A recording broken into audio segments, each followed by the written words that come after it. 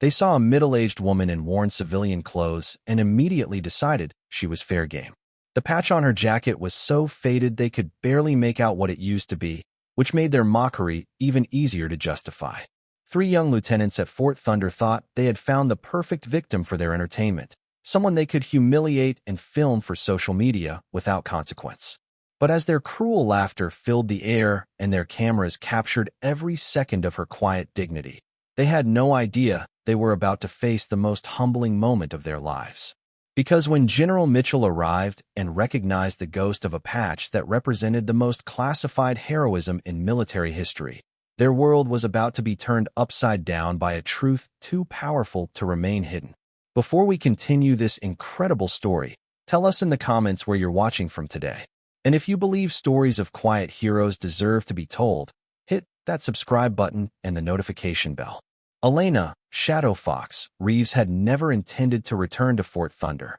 At 45, she had built a quiet life as a civilian contractor, far from the memories that military bases stirred up. But when the Defense Department requested her expertise for a specialized training program, she couldn't refuse. Her knowledge of unconventional warfare tactics was still unmatched, even 16 years after her last official mission.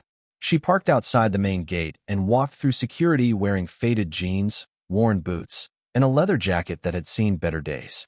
The jacket bore the barely visible remnants of a Green Beret unit patch, so weathered that most people wouldn't even notice it was there. Elena moved with the quiet confidence of someone who had nothing to prove. Her gray-streaked hair was pulled back in a simple ponytail, and her face showed the lines that came from years of carrying burdens most people couldn't imagine. But Lieutenants Bradley Morrison, Jake Stevens, and Marcus Cole had other plans. The three young officers were standing near the equipment depot when Elena walked past, and something about her immediately triggered their predatory instincts.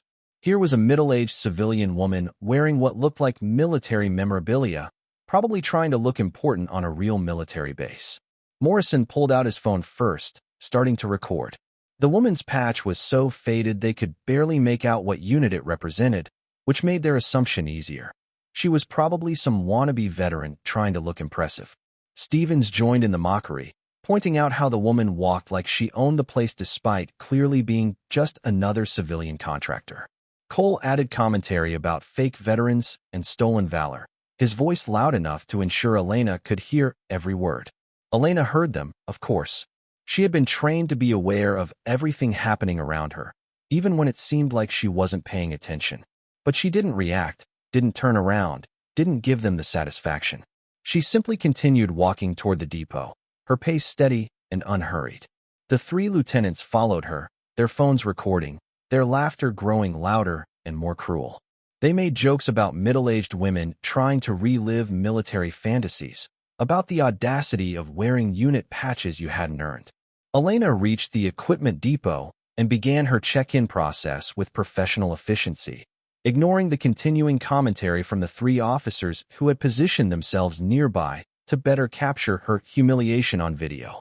What the young lieutenants didn't know was that Elena's worn patch represented the 5th Special Forces Group, specifically a unit deployed to the most dangerous regions of Iraq during the height of the insurgency.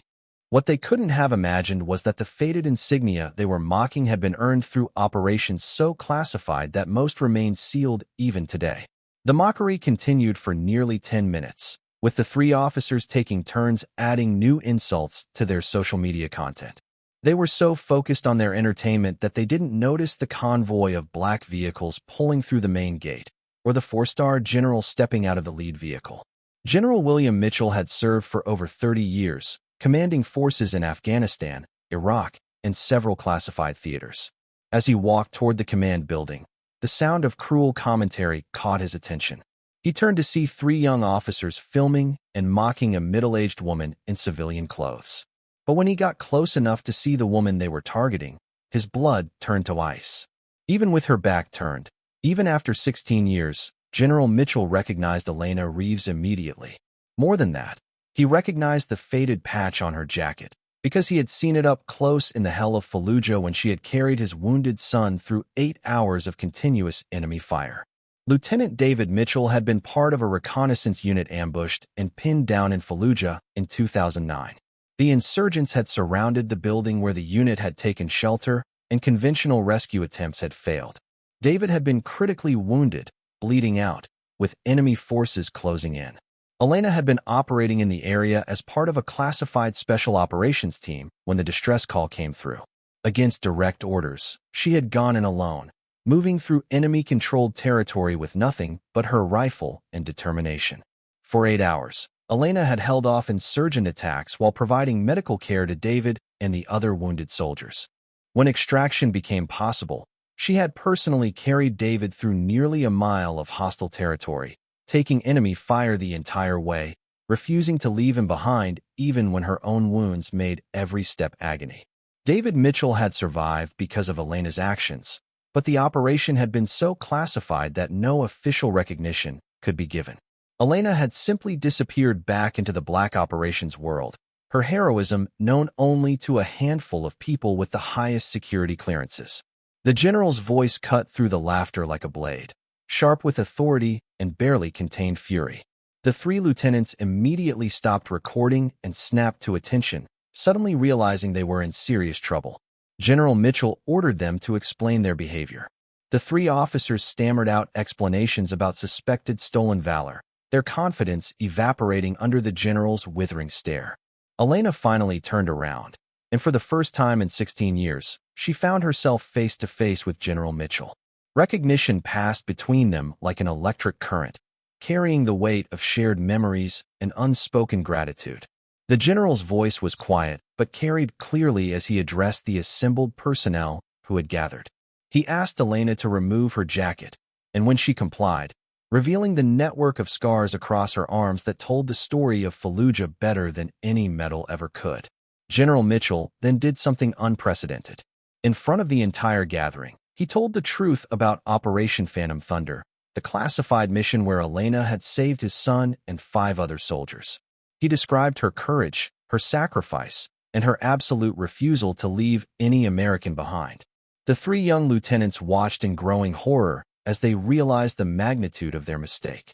The woman they had mocked was not just a veteran, but one of the most decorated special operations soldiers of her generation, someone whose heroism was literally legendary within classified circles. General Mitchell announced that Elena would be receiving the Silent Thunder Award, a decoration so rarely given that most people had never heard of it. The award recognized acts of heroism performed in complete secrecy by individuals who served without recognition or glory. As the medal was pinned to Elena's civilian jacket, the entire base fell into respectful silence. This wasn't just a decoration ceremony. It was a moment of truth about what real heroism looked like. The 3 lieutenants approached Elena after the ceremony, their faces showing the weight of their shame. They offered apologies that seemed inadequate, expecting anger or retribution. Instead, Elena's response was measured and educational. She explained that real leadership meant protecting those who couldn't protect themselves, that true strength was shown in restraint rather than cruelty, and that the greatest warriors were often those who never needed to prove their worth. She told them that the patch they had mocked represented not just her service, but the sacrifice of dozens of soldiers who had given their lives for missions that would never be publicly acknowledged.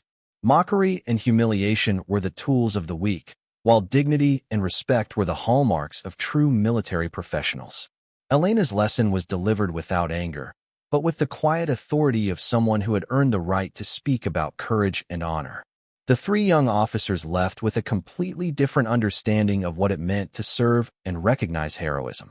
This story reminds us that quiet heroes walk among us every day, carrying their service in silence. They don't demand recognition. They simply do what needs to be done and fade back into the civilian world, content with serving something greater than themselves. If Elena's story moved you, please share it with someone who believes that true heroism doesn't need an audience. Don't forget to subscribe and hit that notification bell, because every quiet hero's story deserves to be heard, and every act of service deserves to be remembered.